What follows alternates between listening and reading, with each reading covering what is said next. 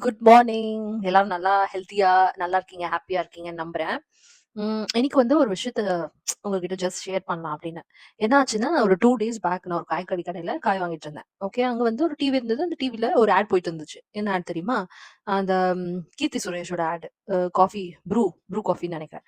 அப்படியே கிச்சன் வரையும் போயிட்டீங்களேன். அப்படியே வந்து ஒரு கப் எடுத்துருங்களேன். அப்படியே கொஞ்சம் ப்ரூ போட்டு காஃபி கலந்துருங்க அப்படின்னு சொல்லிட்டு ஒரு ஆட். ஓகே. இந்த ஆட் வந்து ஜஸ்ட் போயிட்டுருக்கு. இது கூட வந்து ஒரு அம்மா நின்னு காய் வாங்கிட்டு இருக்காங்க. அவங்க உடனே பாத்தியா? இப்படிலாம் இருந்தா எப்படி உருப்படும்? என்னது உருப்படணும்? அங்கங்க என்னென்னவோ வந்து நடந்துட்டு இருக்கு. இதெல்லாம் வந்து இவங்களுக்கு கண்ணுக்கு தெரியாது. ஒரு காஃபி வந்து அந்த அந்த லேடி அதாவது ஒரு லேடி வந்து உட்கார்ந்து அதிகாரமா போயிட்டு ஒரு ஹஸ்பண்ட காஃபி போடுங்க அப்படின்னு சொல்றது கூட அந்த ஆட்ல அப்படி கூட வந்து அதிகாரமா காட்டல. போயிட்டீங்களே, போட்டுருங்களேன் அப்படிதான் ரிக்வெஸ்ட் மாரி தான் இருக்கு அது. அப்படியே வந்து அதிகாரம் பண்ணாலும் அதிகாரம் வேண்டாம். போய் அவங்க கலந்து குடுத்தா மட்டும் என்ன பிரச்சனை இதுல? எங்க உருப்படாம போயிடும்? சோம்பேறித்தனம். ஐயோ! பாரு பொண்ணு எவ்ளோ சோம்பேறித்தனமா இருக்கா. அவன போயிட்டு காஃபி போட சொல்லுது. What is this? எனக்கு ஒண்ணுமே புரியலங்க சீரியஸ்லி. ஏன் இந்த வேலைலாம் வந்து என்ன லேடீஸ் தான் பண்ணணும்னு எழுதி ஒட்டியிருக்கா?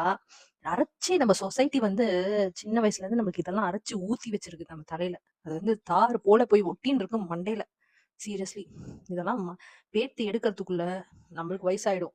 At least next society I mean next ஜெனரேஷன்லயாவது இந்த சேஞ்சஸ் வரணும் பாவம்.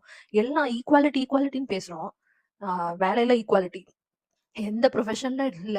எல்லா ப்ரொஃபஷன்லயுமே மேல இருந்து கீழ் வரைக்கும் எதுவுமே நம்ம வந்து மைனாரிட்டி, மெஜாரிட்டின்னு சொல்ல முடியாது. எல்லாத்துலயுமே வந்து லேடீஸும் இருக்காங்க, ஜென்ஸும் இருக்காங்க. எல்லாத்துலயும் ஈக்குவலா வேலை செய்றாங்க இப்போ. ஓகே. முன்னாடி சரி ஓகேப்பா.